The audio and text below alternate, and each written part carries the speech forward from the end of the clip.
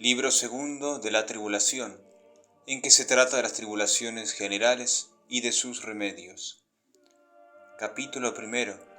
De las tribulaciones generales con que Dios suele castigar. No solamente castiga a nuestro Señor a las personas particulares, y las aflige con varias penas por sus particulares culpas, como en el libro precedente queda declarado, pero también azota y atribula las ciudades, provincias y reinos enteros por los pecados que se cometen en ellos. Así lo dice el real profeta David, y que el Señor había secado los ríos y convertido la tierra fértil y abundante en salitrales, por la maldad de los que moraban en ella. Y el eclesiástico dice, la muerte, el derramamiento de la sangre, la contienda, la espada, las opresiones, la hambre, el asolamiento y los demás azotes vienen sobre los pecadores, y por ellos vino el diluvio. Jeremías, hablando de la sequedad y esterilidad que hubo en su tiempo, cuando ni se hallaba agua en las fuentes, ni yerba en los campos, claramente nos enseña que los pecados y maldades del pueblo fueron causa de aquella calamidad. Y lo mismo enseña el profeta Oseas, contando en particular los vicios y abominaciones de su tiempo. Y por esto dice que lloraría y se secaría la tierra, y se enflaquecerían todos los moradores de ella, y faltarían las bestias del campo y las aves del cielo. Amós, después de haber referido la violencia y calumnias con que los ricos consumen a los pobres, dice que por esto les dará Dios de entera y carestía y falta de agua y de pan. Por esto, Achior, capitán y príncipe de los hijos de Amón, habiendo declarado a Holofernes cómo Dios tenía protección del pueblo de Israel, y que le castigaba cuando se apartaba de su obediencia, le dijo, que antes de acometerle procurase saber si a la sazón había ofendido a Dios, porque si esto era, podía tener por cierta la victoria, y si no, que dejase aquella empresa, porque no le iría bien, ni sacaría más de ella que vituperio y confusión, porque Dios pelearía por su pueblo, contra el cual ninguno podría prevalecer. Esto mismo se ve en el libro de los jueces manifiestamente, donde se cuenta cómo Dios castigaba a su pueblo, y le entregaba en manos de sus enemigos cuando le ofendía, y cómo le libraba cuando, arrepentido de sus maldades, hacía penitencia y se volvía a él. Por esto llama Dios en la Sagrada Escritura a Ciro, su pastor y su Cristo, y a Nabucodonosor su siervo, y dice que le había servido contra el rey de Tiro, porque eran ministros de su justicia, como lo son todos los otros que él toma para castigo y asolamiento de los reinos y provincias. Cuando Alarico, rey de los godos, iba con gran saña a destruir a Roma, un santo ermitaño le fue a hablar y a rogar que no ensangrentase sus manos, ni fuese causa de la destrucción de tanta gente inocente. Y él respondió, que no podía ser otra cosa, porque cada día le apareció un hombre que le angustiaba y le importunaba, y mandaba que fuese a Roma y la asolase.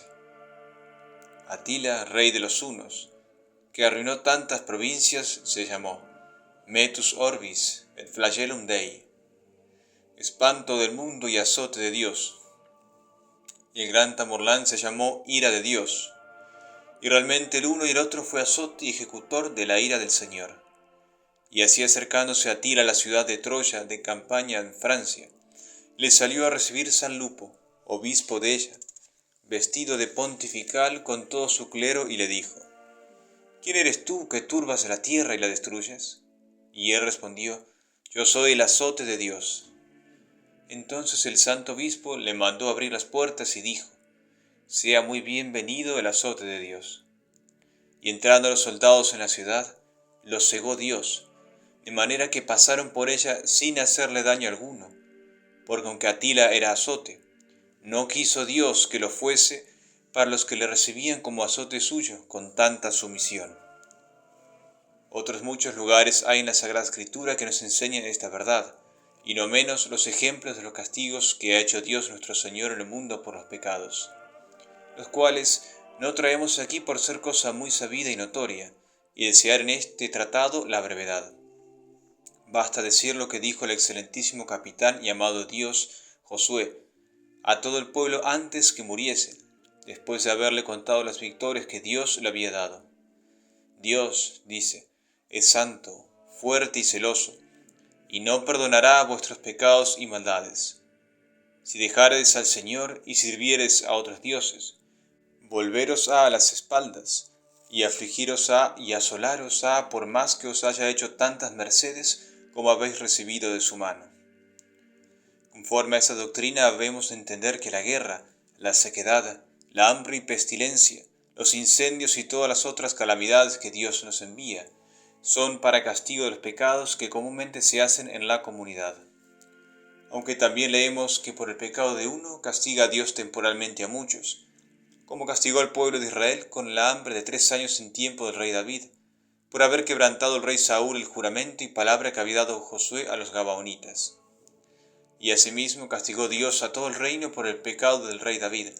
cuando mandó contar y empadronar el pueblo, y se desvaneció. Y aun algunas veces, queriendo nuestro Señor castigar al pueblo por otros pecados, permite peque el rey para que con esta ocasión castigara al rey y al reino,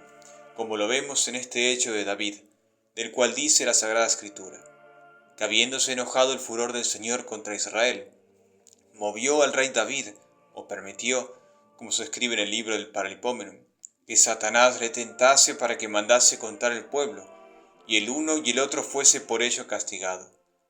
Sobre el cual lugar dice el gran Gregorio, y lo trae la glosa ordinaria,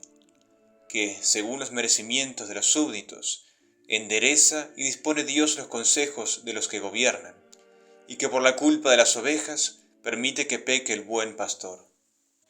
Porque hay tanta unión y correspondencia entre los merecimientos del pueblo y de los que le rigen, que muchas veces por la culpa del pastor se empeoran las costumbres del pueblo, y por la culpa del pueblo se tuerce y desfallece la vida del gobernador, que es un gran aviso para entender que, de los castigos públicos que Dios envía, son causa los pecados, y que conforme a los merecimientos del pueblo, dispone y encamina el Señor los consejos de los que le gobiernan, como lo dice San Gregorio. Pero no es maravilla que peque el rey, que es la cabeza, y sea castigado el pueblo, que es el cuerpo que se rige por ella.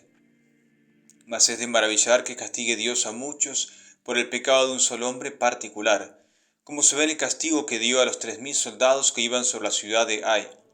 los cuales volvieron las espaldas a sus enemigos y fueron vencidos por el pecado de Acán, que, contra lo que Dios tenía mandado, había hurtado algunos bienes de la ciudad de Jericó, los cuales habían sido anatematizados por el mismo Dios. Porque quiso el Señor con el castigo del pecado de uno, avisar y escarmentar a muchos, y darnos a entender que si así castiga la culpa de uno, mucho más ásperamente castigará la de muchos, y que cada uno de la comunidad se debe considerar no como cosa apartada y por sí, sino como miembro y parte de la República, y tener por suyo propio el bien y mal de ella, como lo hacen los miembros en el cuerpo humano, y nos lo enseña el apóstol San Pablo. No causa menor admiración el considerar que cuando Dios castiga con estas penas temporales, generalmente a una república, también comprende con los malos a muchos buenos, y castiga al inocente y santo con el malvado y pecador, lo cual hace el Señor, como dice el bienaventurado San Agustín, por 3 razones. La primera, porque ya que no tengan los justos aquellos vicios y maldades, por las cuales el Señor envía aquel azote, pero tienen otras faltas e imperfecciones, que quiere Dios purgar y consumir la escoria con el fuego de la tribulación, para que sean sus siervos plata centrada y oro fino pasado por el crisol. La segunda, porque muchas veces, aunque les desagradan los vicios, y sienten y lloran los males que ven en la república, y les pesa de la rotura y libertad con que muchos viven, pero no tienen ellos la caridad y libertad que deberían para enseñar, a amonestar y reprender a los que así viven, y disimulan con ellos, o por no tomar trabajo, o porque recelan ofender a los poderosos por el daño que de ellos les puede venir para los bienes temporales que desean alcanzar, o temen perder. Y así justamente son afligidos con los malos, y les es amarga y desabrida esta vida, porque ellos no quisieron disgustar a los malos, sino antes disimular con ellos y andar al sabor de su paladar. No corrigieron lo que pudieron corregir y enmendar, y por esto son azotados los buenos con los malos, dice este santo doctor, no porque hacen la mala vida que hacen ellos, sino porque están asidos demasiadamente a esta vida temporal y a las comodidades de ella, pues por temor de perderlas, dejan de ayudar a sus prójimos y encaminarlos a la vida eterna. Cuando no hay esta culpa, es la tercera causa el mayor merecimiento y corona del que padece como padeció Job. Y para que el hombre se conozca y haga experiencia de sí, y vea con qué afecto ama a Dios y le sirve, y el prójimo se edifique, anime y esfuerce en los trabajos que padece, considerando que el justo que no tiene tantos ni tan graves pecados como él, también es afligido y azotado del Señor. Todo esto es de San Agustín.